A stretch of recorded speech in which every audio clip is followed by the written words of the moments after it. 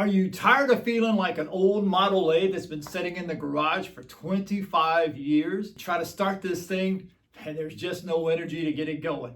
Maybe you feel like your get up and go has got up and went. Well, today we're going to help you solve those problems. We're going to teach you how exercise and stretching is important no matter your age. What are the benefits? What are the myths about it? And what we want is to get you back out of that recliner, back into your life, enjoying your life, and live a healthy life, no matter your age. So let's get right to it. Okay, so here's the first thing you can do. Sit in like a dining room chair or a chair that has arms rests on it here. And so what we can do with this is, in the beginning, you may be so weak that you have to use your hands to push yourself up like this here. The goal here is to get you where you can just stand up straight, just like this, with no hands. And see, you can just stand here and with no hands stand right back up. Now, I'm 64 years old. A lot of times you'll see guys on YouTube and other channels where they're trying to teach you how to make yourself stronger. They may be 20, 30 somethings, look really good, look really healthy, and they are. The problem is they've never been 70 or 80, 60, 70 or 80. So I can speak definitely for the 60-year-olds, but as I work with 70, 80, 90-year-olds, I've seen them do the same thing. So when you're starting with this, don't try to go from this to this. You see, that's not going to happen that fast. But what you can do is that focus on your legs, especially here on your thighs. Use this to support you a little bit, but really focus on your legs driving you up. Now you have your hands here to give you a little bit of stability, but focus on those legs driving you up, not your arms driving you up. You see, and over time what you do, you can get to where now just one hand will do it, and you can stand back up. How often and how much should you do? I would do probably 10 at a time, 5 to 10 at a time. And then do it at least once a day to begin with. Build yourself up to twice a day, and then move on from there. Okay, so now for the second one here, you can do it at a countertop. And I'm doing mine at a stand-up desk here to help me out. But there's actually two things you can do here. One, you can practice on your balance. And two, you can practice on strengthening the calves in your feet. Why is that important? The calves on your feet is what propels your foot vertically, so when you're walking, you can actually take a longer stride and a better stride like you used to take. Two, the calves control the foot laterally like in supination and pronation for balance.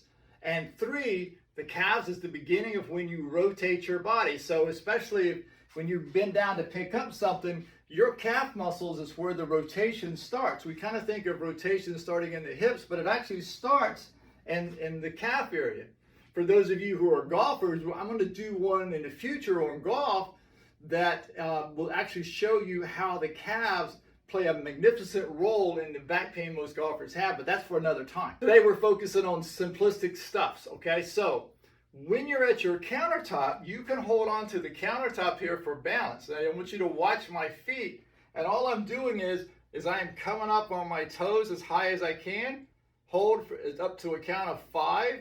You may start out and only have 2 or 3 seconds, that's fine, but work yourself up to a count of 5, and then when you get to where you can hold for 5 seconds and then slowly take it back down, work your way up to a count of 10 and to a count of 15, because what you're doing is you're strengthening your feet and you're strengthening your calves to be able to do that. Over time, you can lift one foot up and start practicing just with the one foot you see and coming back down. But that's a little more advanced with that. Now, for balance, you can be in the same position at your countertop here.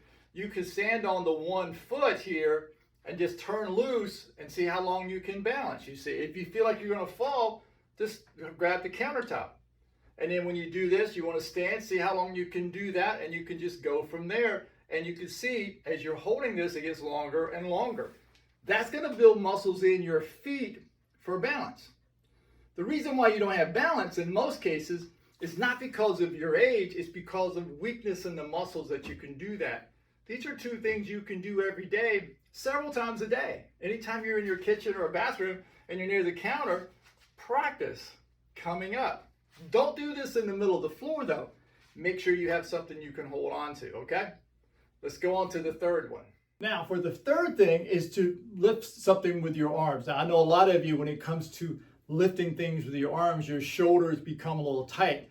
And I've got videos on here to teach you how to open up the shoulders so that they can move up above your head. But today we're going to talk about just strengthening those shoulders, those arms as well, so that you can pick things up. You can start with anything. In other words, it could be a small bottle of water. It could be a gallon bottle of water. In this case, I've got a 10-pound kettlebell here. And so just being able to stand and just pick this up and hold this up and for like a count of 5 or a count of 10 over time, and then let it slowly back down so that you're controlling the weight. Now, when you want to pick something up and move it around, you have the strength to be able to do that. And all you have to do, it doesn't matter what it is, it could be anything. You could have a gallon jug with water, and you've got the handle here like I have on this kettlebell, okay? And all you're doing is you're just lifting it up as high as you can the first time. Hold it for as long as you can. That might be 2 or 3 seconds, and then you feel your arm drop. Well, then start again, and then keep building it and working it. And after a while, you'll be able to control that bottle of water very easily. So as you can see, these are 3 exercises you can do right at home to get you moving, to get you doing things. Now, like with anything that I tell you on these videos, always, if you're dealing with some major disease like heart disease, cancer, and so forth, please consult with your physicians. Make sure that they're okay with you doing it, and you're welcome to show them this video so they can see what I'm showing you, just to get you back moving and get you going again. Like with anything that we start new in our lives, the beginning of it is always the toughest. It's harder, it may hurt a little bit, it may make you feel a little more tired than what you normally feel like. But as you continue to do these things, it will start to get better and better and better.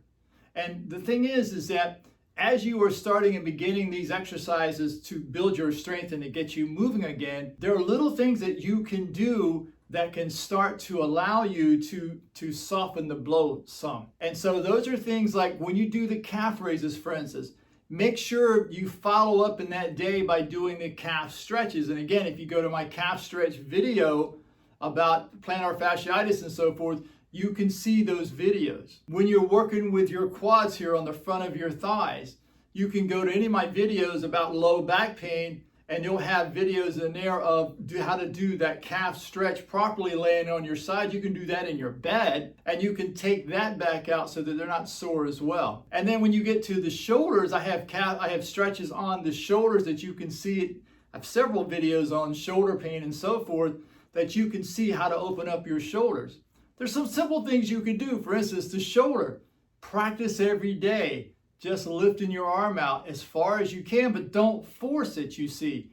Because the thing is that as you try to force this and overcome this and make it happening, your brain then, when it feels enough pain, will contract those muscles, and now you switch from stretching to strength training. If you slowly come up and down and you get just to the point that it starts to feel a little tight, stop. Even if it's down here, stop, let the brain set with it for 5 seconds as you breathe out, and let it see that you didn't die from this, you didn't tear anything. And as you do this, even this much here, 10 times, okay, the brain starts to go, oh yeah, we can do that pretty easy, that's pretty easy. And as you do that, you'll slowly see the arm come up a little bit higher in a few days. And you just keep each day working on it a little bit higher, and before you know it, your arm will come all the way up here and all the way back down, you see. You can do the same thing going to the front side. And it's like, so what happens to our bodies is almost like what happens to the old Model A. It sits in the garage and it begins to rust. And so when people talk about having arthritis, I look at that as rust. And we need to start looking at getting our body to move more in different directions as we do that. The food plays a role in that. And it's like when you eat foods that are high inflammatory, I'm talking about pastas and breads, desserts, alcoholic beverages at night and so forth, those foods and beverages actually increase the inflammation. Sodas are another one. Increase the inflammation in your body, and when it does that, now all of a sudden it makes it very difficult to move my arm in all the directions it's supposed to move. So the question is it that the aging process, or is that poor choices process? And the key to it here is you got to get up off your butt and you got to get moving. You can do it slowly, But you got to get moving. You got to make something happen. And I know some of you will say to me, but I walk my dog. Well, and I realize that's getting you out and getting you moving, but not enough consistently to do you a lot of good, because the dog likes to stop and sniff, likes to use the bathroom. So now you're standing there and you're just talking to your friends or your neighbors, and so there's not much movement there. The positive to it is you are standing up. You're not sitting in your recliner. You are standing up. So pat yourself on the back for that. But you got more work to do, because every day that goes by dealing with the aging process, you can win in most cases, but you've got to be consistent with it. You've got to get up and make it a determining factor that this is what we're going to do. So when you start this journey, it's not just one thing. Too many times people want to do just one thing, but you've got to understand that you've got to have the strength, you've got to have the muscle mass in your body, and having muscle mass increasing in your body will cause you to lose weight 24 hours a day, because it takes calories to keep those muscles moving and to keep them doing things every day. Stretching becomes a daily practice. Everything you think, feel, and do will tighten your muscles. So stretching should be thought more of as eating, because no matter how much you eat, you're going to get hungry tomorrow. So no matter how much you stretch, you'll be stiff tomorrow. Don't get frustrated with it. Every thought you have, every feeling that you have, and everything that you do will tighten your muscles. Just live with it. That's the way we work, okay? The third phase is the nutrition. What you put in is what you get out. And so if you put in ultra-processed foods, you put in high inflammatory foods, you're going to gain weight, you're going to damage your organs, and you're going to have very low energy levels in your body. And nobody wants that. Nobody comes in and says, I'm 85 years old and I want to be weak and I want to feel terrible. Nobody does that. Everybody comes in, they want to get their energy back because they have things that they want to do. The key to this is consistency. I don't care if it's little bits, do little bits every day, but build on that. You know, if you're walking your dog, walk your dog because A, you have to for the dog, but come back later in the day, take a walk without the dog, and do yourself a favor. You did your dog a favor earlier, do yourself a favor later on in the day. And I'm telling you, I have seen people over and over. I've got a guy who's in his early 70s who broke his hip 2 years ago, and he's riding his bike 40, 50 miles a day at speeds over 20 miles an hour. I've got people who are in their 70s and their 80s and even into their 90s who are playing tennis 2 and 3 times a week and playing well. On top of that, I've got runners who are in their 70s who are still running marathons. So the point of the story is that when I see these people every day, I see people in their 70s, 80s, and 90s who are doing what everybody else dreams of doing.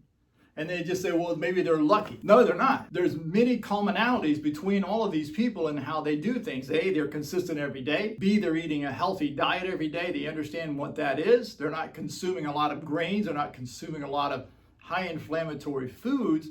Their diet is mostly plant-based with some meat added into it as well. They're exercising on a daily basis. They're exercising their brains on a daily basis. They're not sitting in recliners on a daily basis. They're out doing things every single day. You don't have to look like a bodybuilder. You just need the strength to be able to do the things that you want to do in your life. And isn't that what we all want? My gosh, it's like, I always laugh and tell people that at 64, I feel better than I did at 44 or 40 years of age. And you can do the same thing no matter where you start. You can do the same thing. And I want to put in the description below a link to a newsletter by Dr. Peter Attia. And he talks about a man who took up rowing at 70 and now in his 80s has the heart and the health of a man 20 to 30 years younger than he is. I think you'll find that interesting to read that. But for now, see you. Hey, if you enjoyed that video, please check out the next video to it. It's a great addition to what you just learned. And don't forget to subscribe. See you.